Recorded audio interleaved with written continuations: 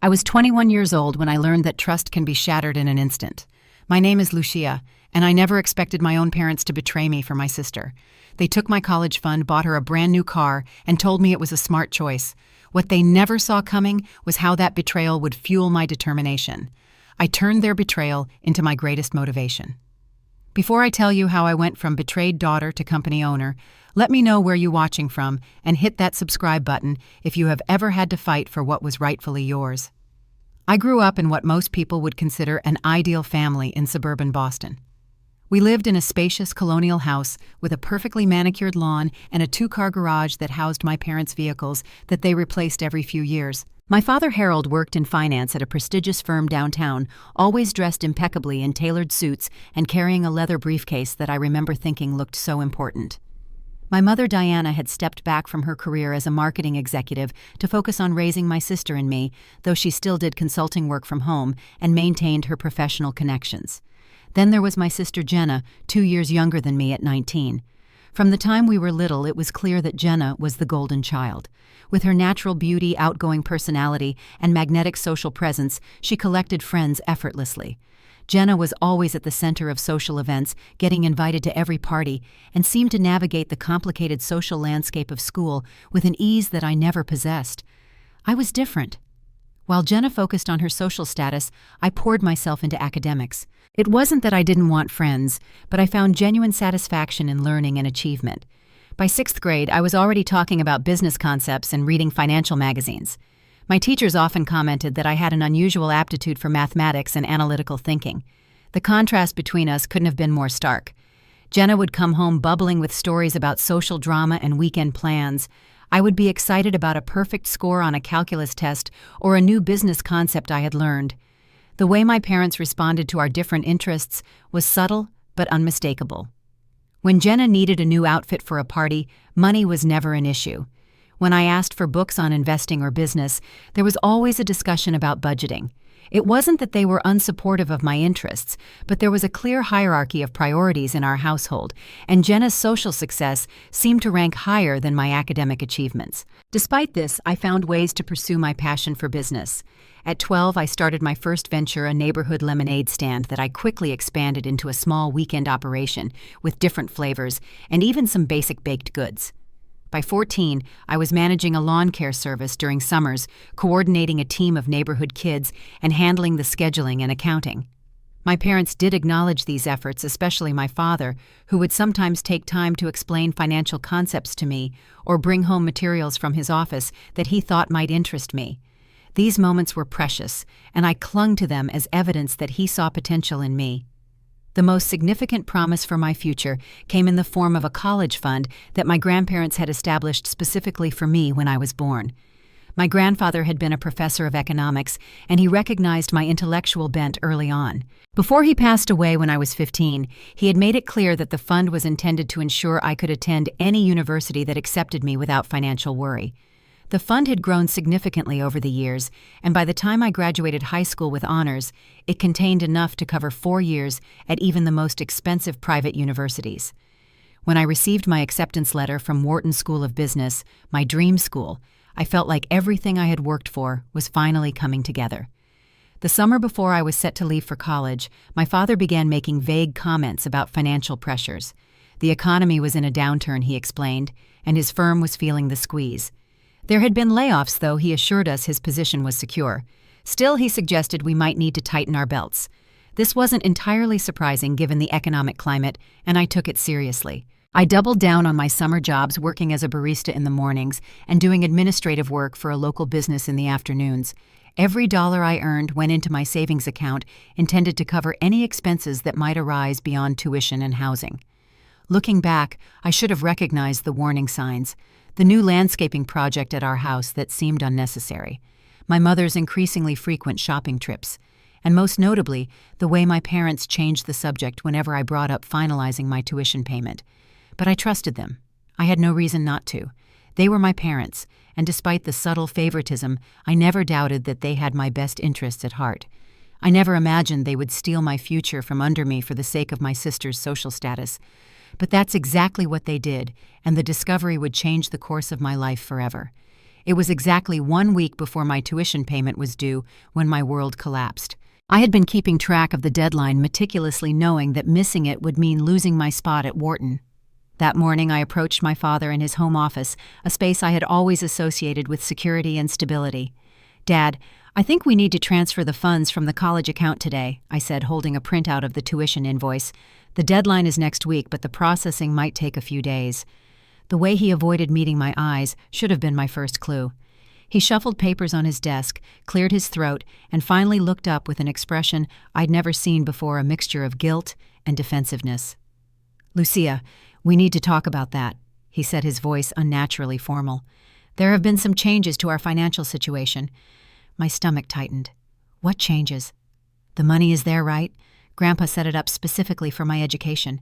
He called my mother into the room then, which only increased my anxiety. They sat me down as if preparing to deliver bad news about a terminal illness. In a way, they were killing a dream. "The money isn't there anymore, Lucia," my mother said, her voice steady, as if discussing something as trivial as a change in dinner plans. "We had to make some difficult decisions recently, and we used those funds for a different purpose."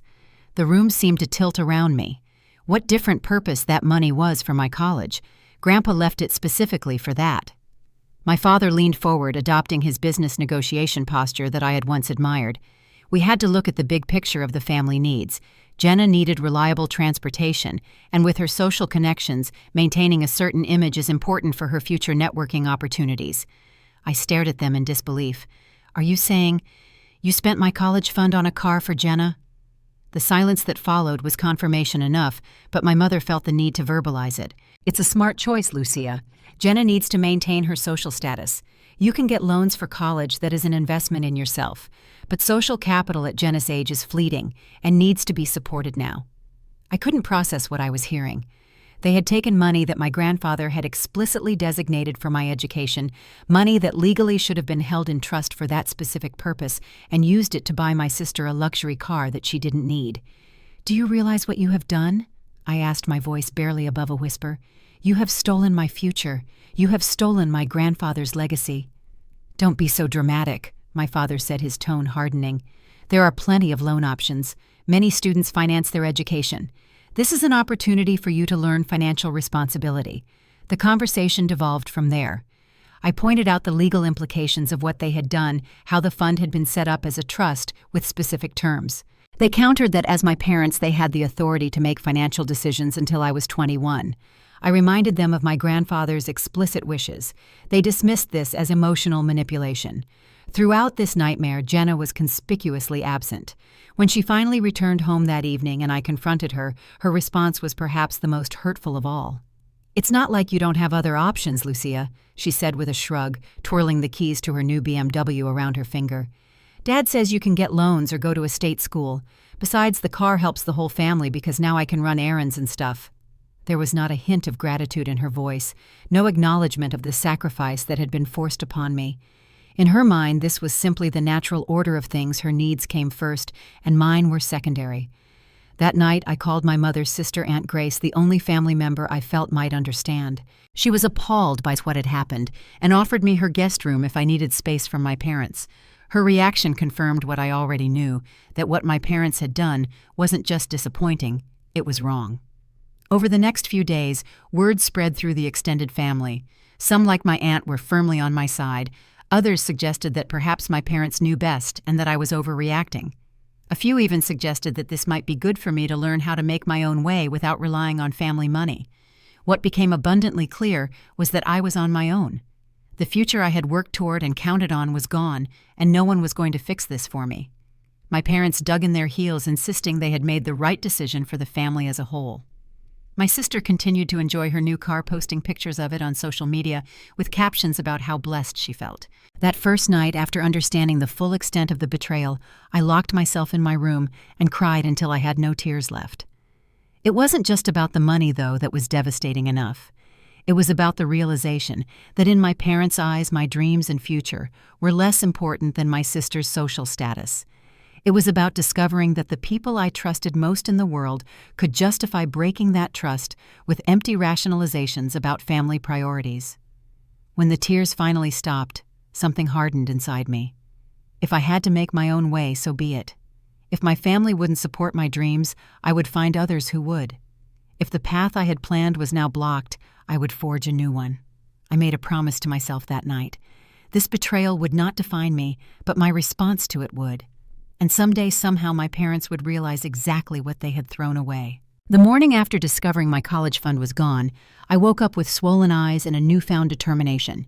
If I couldn't rely on my parents, I would have to create my own path.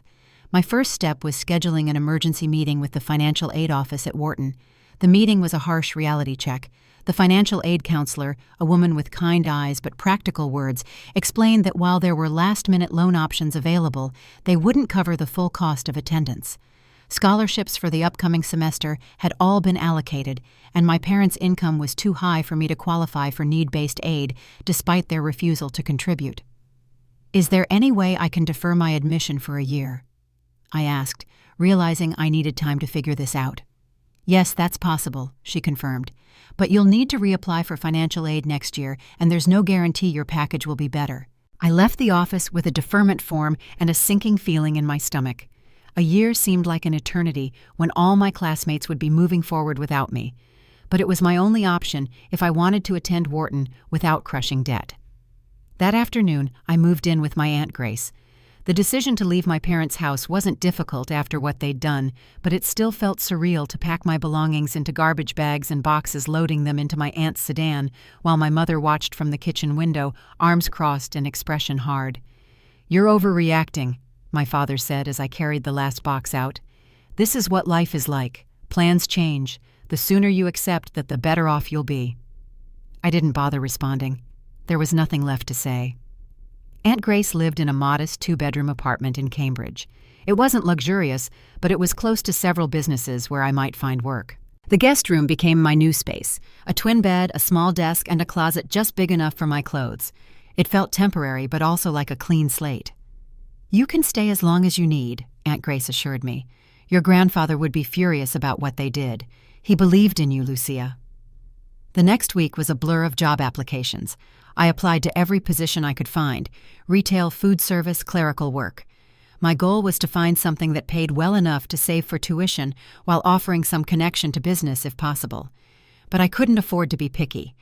My 5th interview was with Next Tech Solutions, a growing tech startup developing innovative software for small businesses. The position was for an administrative assistant to the executive team, answering phones, managing calendars, and handling correspondence. The pay was better than retail, and more importantly, it would put me in proximity to business operations. "You're overqualified," the HR manager said after reviewing my resume. "Your academic achievements and previous work experience are impressive. Why aren't you in college?" I hesitated, unsure how much to reveal. "Financial circumstances changed unexpectedly. I'm taking a gap year to work and save before starting at Wharton next fall." Something in my answer resonated with her. "We've all had setbacks," she said with a knowing nod, "but it's how we respond that defines us. I think you'd be an asset here." I started the following Monday, determined to make the most of this opportunity. Meanwhile, life at home continued without me. My sister Jenna posted constant updates about her car on social media, posing beside it, driving friends around, taking road trips to the beach. Each photo felt like salt in an open wound. My parents reached out occasionally, usually with messages suggesting I was being stubborn and immature. "When you're ready to come home and discuss this reasonably, we'll be here," my mother texted. I didn't respond. At Next Tech, I quickly established myself as reliable and efficient. I arrived early, stayed late, and took on additional responsibilities whenever possible. Within weeks, I was doing more than answering phones. I was drafting correspondence, preparing meeting materials, and sitting in on staff meetings to take notes. It was during one of these meetings that I first caught the attention of Mia Thompson, the company's CEO. After I pointed out a discrepancy in some financial projections being discussed, she asked me to stay after the meeting. "That was good catch," she said, studying me with interest.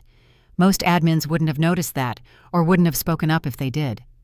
"I'm interested in business," I explained, "especially finance and operations." "Why are you working as an admin then?" I gave her the condensed version of my situation. To my surprise, she didn't offer sympathy, but rather nodded with understanding. "I worked 3 jobs to put myself through college," she said. "It was brutal, but it taught me more about determination and resourcefulness than any class ever did." From that day forward, Mia became something of a mentor to me. She would include me in strategic discussions, ask my opinion on business matters, and occasionally loan me books from her personal library on entrepreneurship and finance. With my first few paychecks, I did something that surprised even me. I bought stock in Nextech. The company wasn't publicly traded yet, but as an employee, I had the option to purchase shares at a discounted rate. It wasn't much, just a few $100s worth, but it felt significant. I was investing in my future in more ways than one.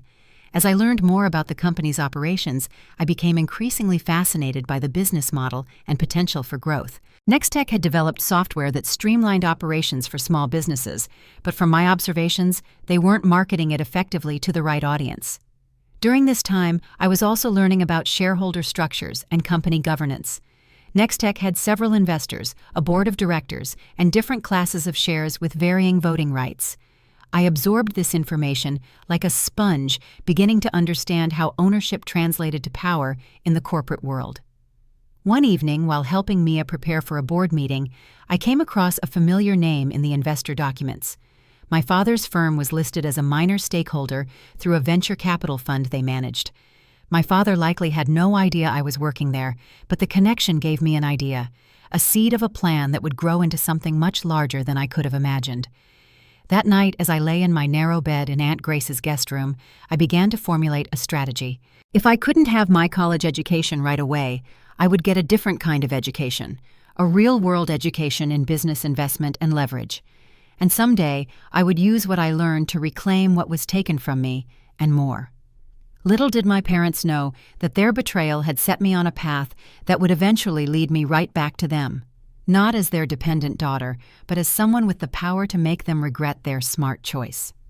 6 months into my gap year, my hard work at Nextech Solutions began paying off in unexpected ways. After consistently demonstrating my capabilities, I was promoted from administrative assistant to executive assistant to Mia Thompson, the CEO.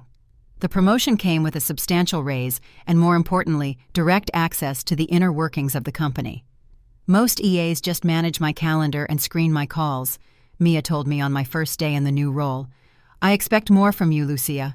I want you to be my second brain, anticipating issues before they arise and bringing solutions, not just problems. I took this responsibility seriously, absorbing everything I could about the company's operations, finances, and strategic direction.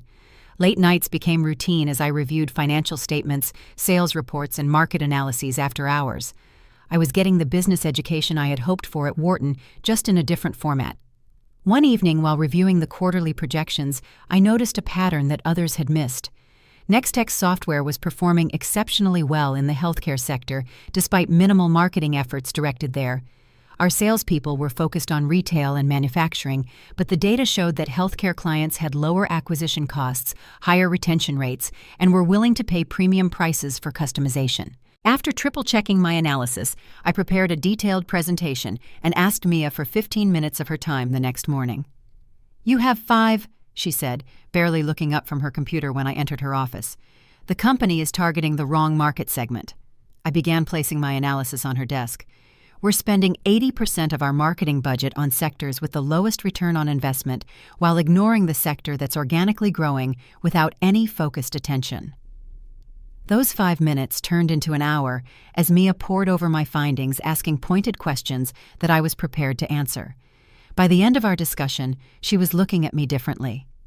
"This is the kind of strategic thinking we need more of," she said. "How would you like to join the strategy team part-time while maintaining your EA duties?" It was a perfect opportunity, but I saw a chance for something more valuable than just additional responsibility. "I'd be interested in equity instead of additional salary," I replied. "I believe in this company's future, especially if we realign our market focus." Mia raised an eyebrow, clearly surprised by my counteroffer. "That's unusual for someone at your level. Why equity?"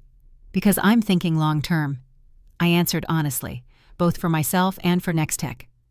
After some negotiation, we agreed that I would receive a small equity grant in lieu of overtime pay for the additional strategy work. It wasn't much less than 0.5% of the company, but combined with the shares I'd been purchasing with my savings, it was a start. While building my position at Nextech, I was also investing in myself. I enrolled in night classes at the local community college, focusing on finance and business law. The classes weren't Wharton, but they provided valuable knowledge that I immediately applied to my work and investment strategy. My relationship with Mia evolved from boss-employee to something closer to mentor-protege. She began inviting me to investor meetings, allowing me to observe the dynamics between the company and its financial backers. She also shared her own journey as a female founder in the male-dominated tech world. "The secret isn't just knowing your business inside and out," she told me once over late-night takeout in her office. "It's understanding how power flows through organizations and relationships. Money is just one form of currency. Information, timing, and leverage are equally valuable." These lessons resonated deeply with me, especially given my family situation. My parents continued to view my career path as a temporary detour. "Still playing secretary?" my father asked dismissively during a rare phone call.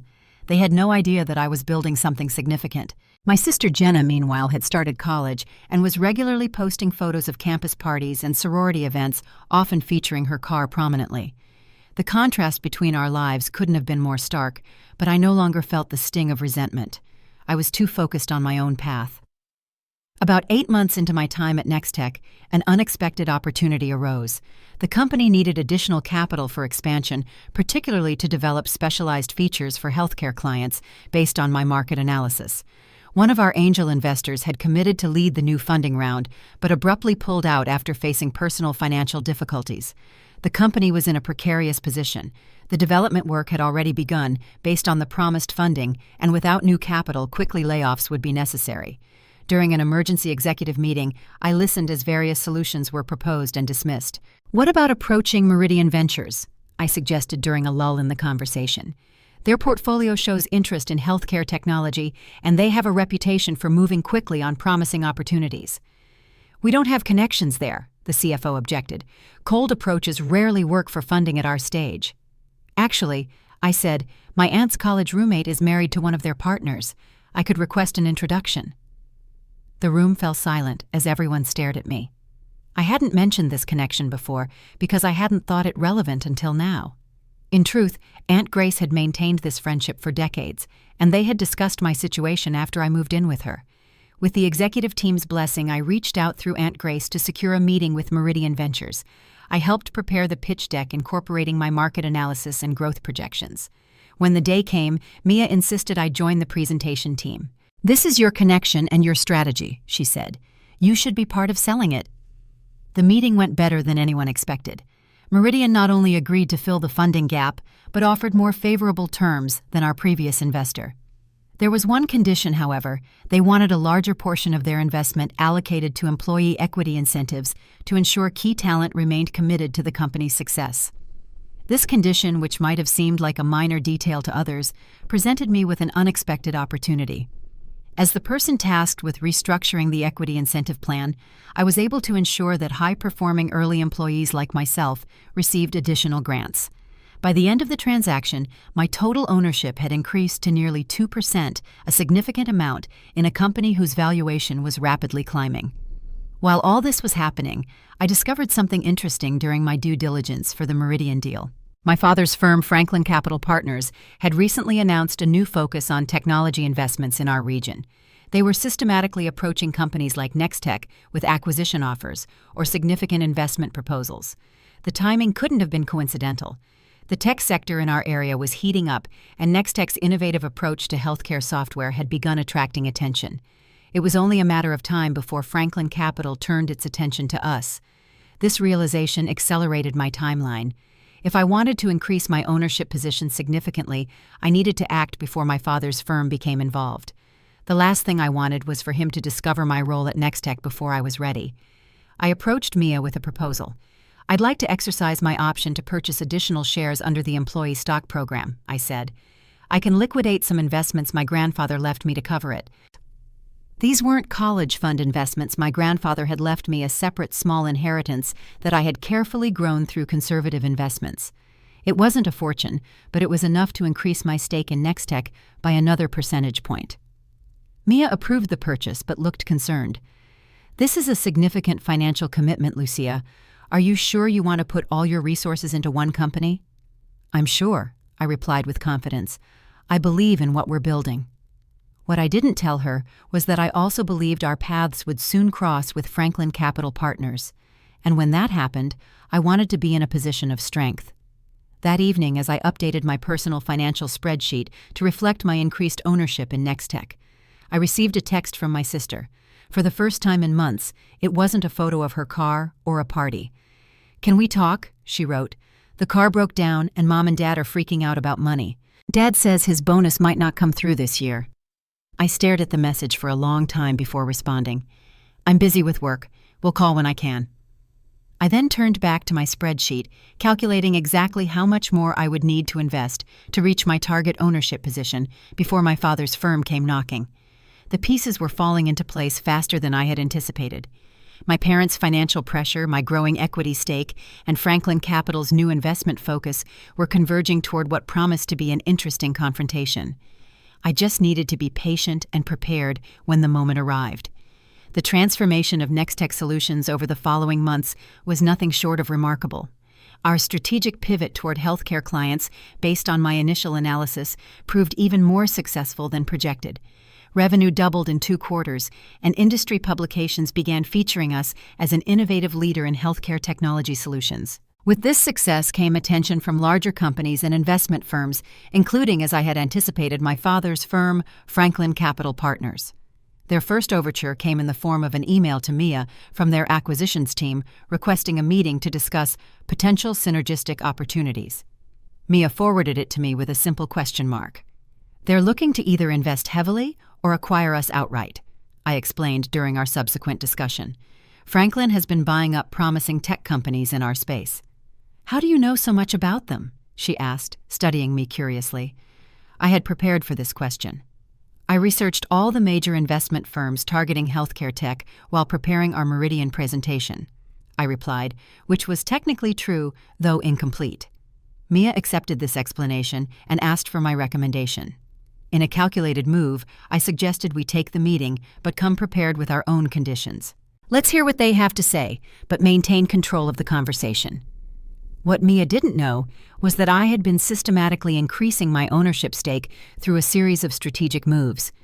Beyond my direct purchases and equity grants, I had established a separate investment vehicle under my mother's maiden name, Kennedy Investments. Through this entity, I had quietly acquired shares from early employees who were leaving the company and from smaller investors looking to cash out. By using my mother's maiden name for these transactions, I ensured that if anyone from my father's firm did cursory research, they wouldn't immediately connect Kennedy Investments to Lucia Barnes, the daughter of Harold Barnes from Franklin Capital. My strategy required significant financial maneuvering. I had liquidated every asset available to me, taken out a personal loan using my growing equity as collateral, and even convinced Aunt Grace to make a small investment through my vehicle. The result was that between my personal holdings and Kennedy Investments, I controlled nearly 20% of Nextech's shares. The remaining challenge was to reach 51% before the meeting with Franklin Capital. This seemed impossible until an unexpected development created the perfect opportunity. One of Nextech's original angel investors, an elderly gentleman named Walter Griffin, was diagnosed with a serious illness and needed to liquidate his holdings quickly for medical treatments not covered by insurance. Walter held 32% of the company, the largest individual stake outside of Mia's 35%. Upon learning this from Mia, who was devastated by the news about her friend and early supporter, I expressed appropriate sympathy while my mind raced with possibilities. That evening, I called Walter, directly introducing myself as both Mia's assistant and a fellow investor in Nextech.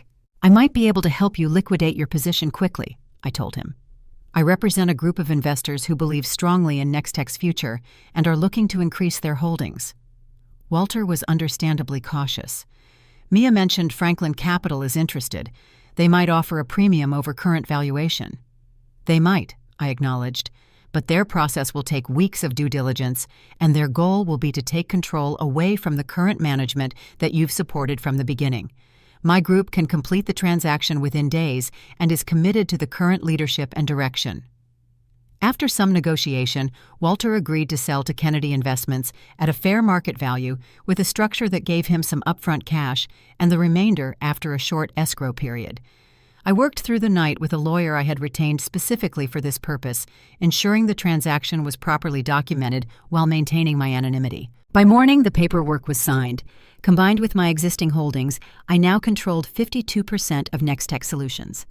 I was the majority owner, though. Only my lawyer Walter and Aunt Grace knew it. The meeting with Franklin Capital was scheduled for the following week. I continued my duties as Mia's assistant, helping prepare presentation materials and participating in strategy sessions as usual. No one at Nextech, including Mia, suspected that the ownership structure had dramatically changed. During this time, my sister's car troubles escalated from a repair issue to a complete breakdown requiring a new engine, a cost my parents hadn't anticipated. Through our limited communication, I learned that my father's firm had been facing challenges with several investments underperforming and his expected bonus in jeopardy. The timing couldn't have been more perfect. The day before the Franklin Capital meeting, I received a call from my mother, the first in months. "Lucia, I know things have been strained," she began without preamble, "but we're family, and family helps each other during difficult times." The request for financial assistance wasn't explicitly stated, but hung in the air nonetheless. I kept my response brief and non-committal. "I have an important business meeting tomorrow. Can we talk next week?" That night, I prepared meticulously for the meeting, not just reviewing the presentation materials, but selecting my outfit with care, a conservative but expensive charcoal gray suit that projected authority and confidence, purchased with my recent bonus. I styled my hair in a sleek, professional updo and chose subtle but high-quality jewelry. As I looked in the mirror, I barely recognized the transformation from the heartbroken college-bound student of a year ago to the confident businesswoman before me. The betrayal that had felt like the end of my world had instead been the catalyst for an entirely different path, one that was about to come full circle. The morning of the shareholders' meeting dawned clear and bright. I arrived at the office early, reviewing my notes one last time and checking that the meeting room was perfectly prepared. As Mia's executive assistant, it was expected that I would handle these details, which provided the perfect cover for my true role in the day's events. At precisely 10 o'clock, the Franklin Capital team arrived. My heart nearly stopped when I saw my father among them, looking slightly older and more tired than when I'd last seen him, but still carrying himself with the same authoritative presence I remembered. Our eyes met briefly as he entered the room, and I saw the flash of shock cross his face before he composed himself. "Lucia," he said, his voice carefully neutral, "I didn't realize you worked here." "Executive assistant to Ms. Thompson," I replied professionally, offering no further explanation as I showed the group to their seats. He clearly assumed I was there in my administrative capacity, perhaps even thinking this was an uncomfortable coincidence. He had no idea that I was about to turn his world upside down, just as he had done to mine a year ago. As the meeting began, and Mia started her presentation about Nextech's growth and market position, I observed my father carefully. He was distracted occasionally, glancing in my direction with a mixture of confusion and discomfort. The other members of his team were focused on the presentation, taking notes and asking pertinent questions. When the discussion turned to Franklin Capital's interest in acquiring a controlling stake in Nextech, my father finally seemed to focus fully on the business at hand. "We're prepared to offer a very attractive premium over current valuation," he stated confidently. "Our firm can provide not just capital, but strategic relationships that would accelerate Nextech's growth trajectory." Mia thanked him for the offer, and then, as we had discussed, turned to me. "Lucia has been instrumental in our strategic planning. I'd like her to address some questions about your proposal." I stood and walked to the front of the room, feeling all eyes on me. "Thank you, Ms. Thompson," I said formally. "Mr. Barnes, before we proceed, there's a matter of company ownership that needs to be clarified for everyone present." My father frowned slightly at my professional tone, clearly confused by my role in the meeting. "As of yesterday," I continued, "the ownership structure of Nextech Solutions has changed significantly. Kennedy Investments has acquired Walter Griffin's 32% stake, which, combined with other holdings, means that a new majority shareholder now controls 52% of the company." The room fell silent as the implications of this statement sank in. One of the Franklin Capital team members raised his hand. "Who controls Kennedy Investments?" With deliberate movements, I placed my folder on the table and removed a document, sliding it across to my father. "I do," I said simply. My father stared at the document, his face draining of color as he read the details confirming my majority ownership. When he looked up, the shock in his eyes was everything I had imagined in my moments of private revenge fantasies. "This is a very recent development," I continued, addressing the entire room, "and it fundamentally changes the nature of today's discussion. Franklin Capital isn't in a position to acquire a controlling interest in Nextech because that controlling interest is already spoken for." The next hour was one of the most satisfying of my life as I calmly led a discussion of Nextech's future plans and potential partnership opportunities that didn't involve acquisition. My father remained largely silent occasionally, whispering with his colleagues, but mostly watching me with an expression I couldn't quite decipher.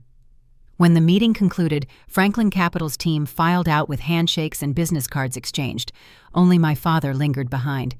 "A word in private, Lucia," he said, his voice tight with controlled emotion. I nodded to Mia, who gave me a curious look before leaving us alone in the conference room. The moment the door closed, my father's professional demeanor cracked.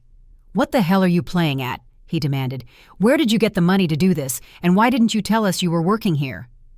I maintained my composure, leaning slightly against the conference table. "I think the better question is why you never bothered to find out where I was working. As for the money," I allowed myself a small smile. "I made smart choices with the resources available to me. Isn't that what you taught me to do?" The irony of my words wasn't lost on him. His face flushed with anger or embarrassment, I couldn't tell which. "This is about the college fund, isn't it? You're still punishing us for a decision we made as your parents with your best interests in mind."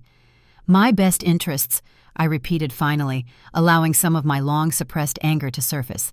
"You stole my future to buy Jenna a car she didn't need. How was that in my best interests?" "We believed in your ability to overcome obstacles," he replied defensively, "and clearly we were right. Look at what you've accomplished." "I accomplished this despite your betrayal, not because of it," I countered, "and now I've positioned myself exactly where I need to be to ensure it never happens again. I control my own destiny now." He ran a hand through his hair, a gesture of frustration I remembered from childhood. "The timing couldn't be worse," he muttered more to himself than to me. "The firm needed this deal." That confirmed what I had suspected. His push for this acquisition was tied to his own professional standing and financial recovery. "Sometimes," I said quietly, "people have to live with the consequences of their choices." He looked at me, then really looked at me, perhaps seeing for the first time not his daughter, but a businesswoman who had outmaneuvered him. "What happens now?" "Now," I replied, gathering my materials. "You go back to your firm and explain that the acquisition target has a new majority owner who isn't interested in selling. And perhaps you also explain to Mom why the financial rescue you were counting on isn't coming through." As he turned to leave, defeated in a way I had never seen before, I added, "Oh, and Dad, tell Jenna her car fund just ran out." The transformation in my family's dynamics was immediate and dramatic after that shareholders meeting. Within hours, my phone was flooded with texts and calls from both my parents, their tones shifting from authoritative to conciliatory. My mother's messages were particularly telling. "Lucia, we clearly need to talk. There seems to have been a misunderstanding about your career path. Your father is very impressed with what you've accomplished." The irony wasn't lost on me. Only now, when I'd demonstrated my worth in terms they understood financial power, did they suddenly find my career choices impressive. I let most of their messages go to voicemail, needing time to process the confrontation and its aftermath. Back at the office, I had another important conversation waiting. Mia called me into her office as soon as my father left, her expression a mixture of confusion and admiration. "So," she said, as I took a seat across from her desk, "majority owner of Nextech Solutions. That's quite a detail to leave off your resume, Lucia." "It's a recent development," I replied, then added honestly, "and I wasn't sure how to tell you." Mia leaned back in her chair, studying me. "And Harold Barnes is your father, the same father who used your college fund to buy your sister a car." I nodded, not surprised she had put the pieces together. I'd shared enough of my background over our late-night strategy sessions for her to connect the dots. "That was quite a power move in there," she said, a slow smile spreading across her face. "Risky, but brilliantly executed. The question now is, what are your intentions for Nextech? Am I about to be replaced?" "Absolutely not," I said firmly. "You've built something extraordinary here, and your leadership is crucial to its continued success. I didn't acquire majority ownership to take over operations. I did it to protect the company from being dismantled by firms like Franklin Capital and to secure my future." Relief visibly washed over her. "So we continue as partners?" "With some adjustments," I acknowledged. I'd like a seat on the board and an official role in the strategy team, but my primary focus remains learning the business from you." We spent the next hour drafting a new organizational structure that formalized my position while maintaining me as leadership. By the end of our discussion, I felt we had emerged with an even stronger working relationship built on mutual respect and shared vision. That evening, I returned to Aunt Grace's apartment to find a bouquet of expensive flowers waiting. The card read simply, "We should talk. Dinner tomorrow, Mom and Dad." I placed the flowers in water but didn't immediately respond to the invitation. I needed time to decide how I wanted this relationship to proceed. The following day brought another surprise.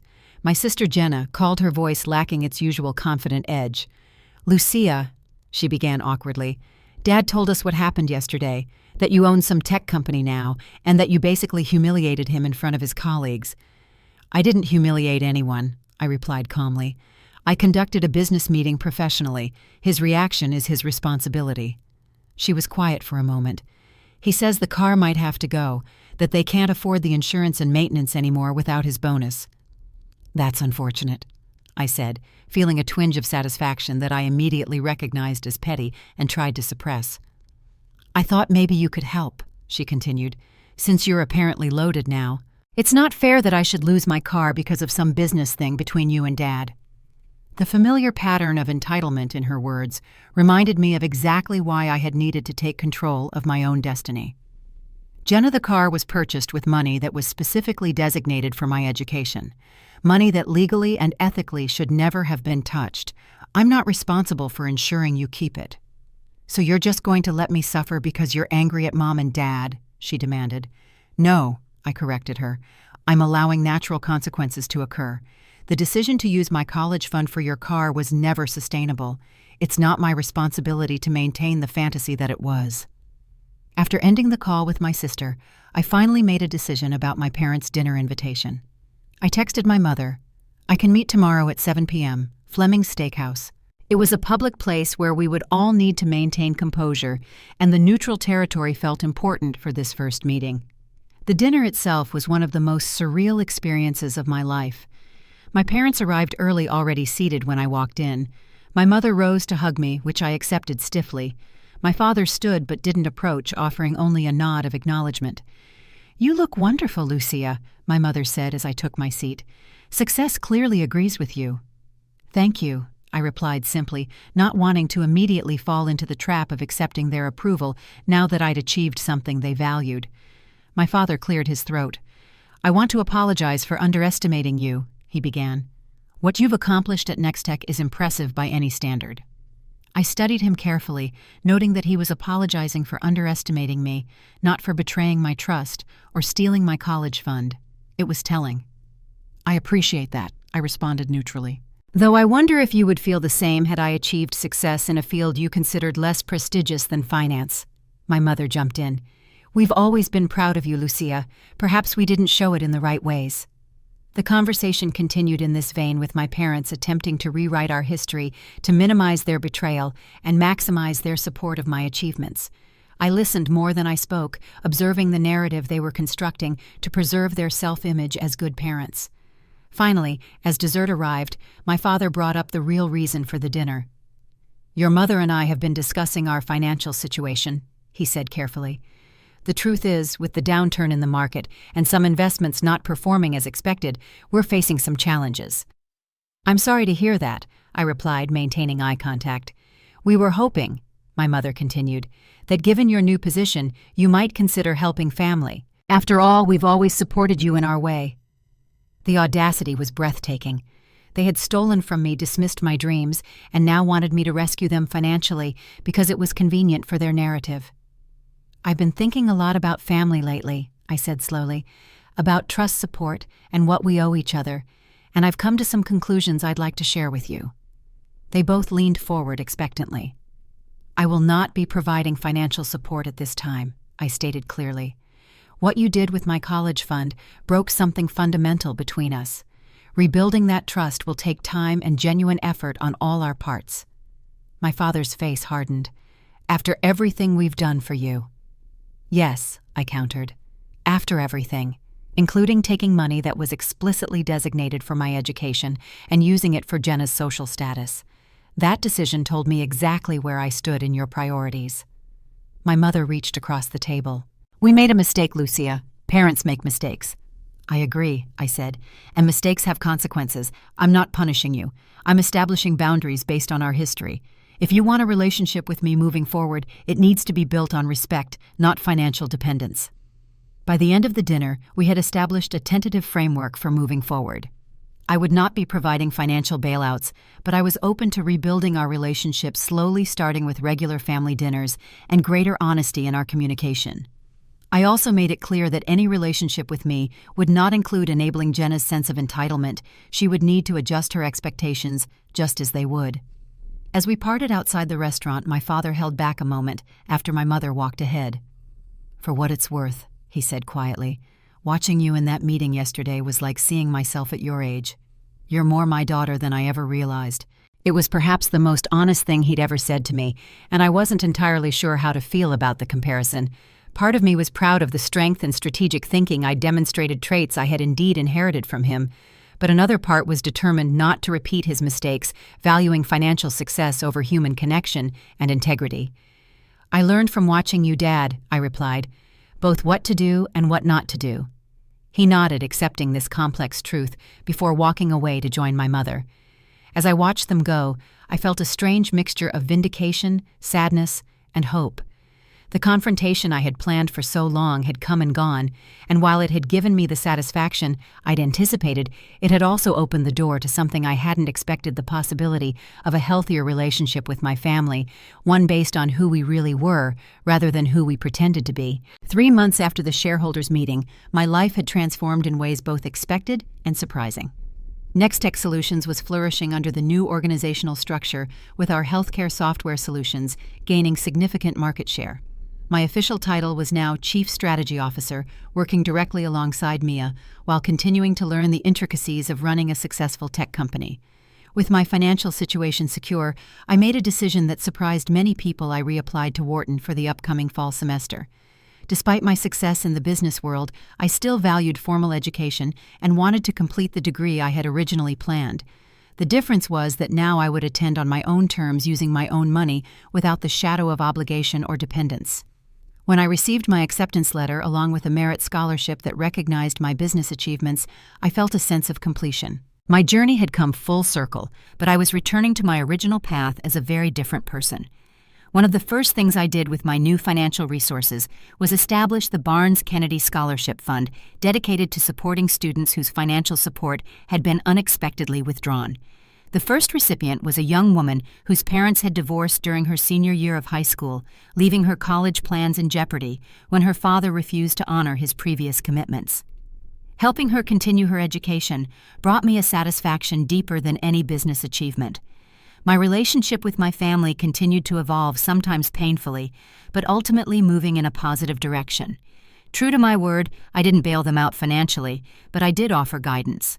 My father swallowed his pride and took my advice on restructuring his personal investments, which gradually improved their situation. My mother returned to work part-time in marketing, rediscovering a sense of purpose and independence that had been dormant during her years focused solely on being a mother. Perhaps the most significant change was in my sister Jenna. The loss of her car, while initially devastating to her, proved to be a catalyst for growth. Without the luxury vehicle that had defined her social status, she was forced to reevaluate her priorities and relationships. She began focusing more on her studies and eventually joined a campus organization dedicated to environmental activism, discovering a passion and purpose she hadn't known before. "I never really liked that car anyway," she admitted during one of our newly established monthly sister lunches. "It was just what everyone expected me to want. I was playing a part without realizing it." Her insight surprised me, and for the first time, I saw glimmers of a deeper person beneath the social butterfly exterior. We were beginning to build a relationship as adults separate from our parents and our historic roles within the family. My relationship with Mia Thompson evolved as well, from mentor-mentee to genuine friendship and business partnership. She continued to lead Nextech's operations, while I divided my time between strategic direction for the company and my studies at Wharton. "You know, most people would have chosen one path or the other," she commented once as we reviewed quarterly projections. business success or education. The fact that you're pursuing both simultaneously says everything about who you are. Aunt Grace, who had stood by me during the darkest period of my life, remained a central figure in my support system. I purchased a comfortable condo in Cambridge and insisted she move in, giving her the financial security her generosity had often prevented her from achieving for herself. "I always knew you were special, Lucia," she told me as we unpacked boxes in her new home. "Your grandfather saw it too. He would be so proud of how you've handled everything." The mention of my grandfather still brought a pang of sadness. I wished he could have seen how I'd managed to honor his intentions for my education, albeit through a very different path than either of us had envisioned. In his memory, I also established a business ethics scholarship at his former university, emphasizing the importance of integrity in financial dealings. As for Franklin Capital, my father's firm eventually recovered from their difficult period, though my father's position and influence were diminished by his failure to secure the Nextech acquisition. Our professional paths occasionally crossed in the business world, and while there was still an undercurrent of competition between us, there was also a growing mutual respect. "You know," he said during a family dinner about 6 months after our confrontation, "I've been thinking about what happened with your college fund." The table fell silent, as this topic had become something of an unspoken taboo in our rebuilding family dynamic. "It was wrong," he continued, surprising us all. "Not just financially irresponsible, but a betrayal of both you and your grandfather's wishes. I can make all the excuses about family priorities and difficult decisions, but the truth is, I made a serious mistake. I'm sorry, Lucia. Truly sorry." It was the apology I had once thought would mean everything to me, yet now it felt like just one step in a longer journey. "Thank you," I replied simply. "That means a lot to me." The road to rebuilding trust with my parents remained long and sometimes difficult. There were setbacks and old patterns that occasionally resurfaced, but there was also genuine effort on all sides to create something healthier than what we had before. Looking back on the events that had shaped the past 18 months of my life, I realized that the betrayal that had once seemed like the end of my world had actually been the beginning of a different and in many ways better one. Had my parents not taken my college fund, I might never have discovered my aptitude for real-world business strategy or experienced the satisfaction of building something valuable through my own efforts. Sometimes the worst betrayal leads to your best direction. The college fund they took bought me something much more valuable than education. It bought me self-discovery and the knowledge that my success depends solely on me. No one can take that away, and that's a lesson worth every penny. Have you ever experienced a betrayal that ultimately pushed you towards something better? Let me know in the comments. And if my story resonated with you, please hit the like button and subscribe for more real-life experiences that might help you navigate your own challenging situations. Remember, sometimes what feels like an ending is really just the beginning of a more authentic path. Thank you for listening to my story, and I hope it gives you strength if you're facing your own struggles with family or financial betrayal.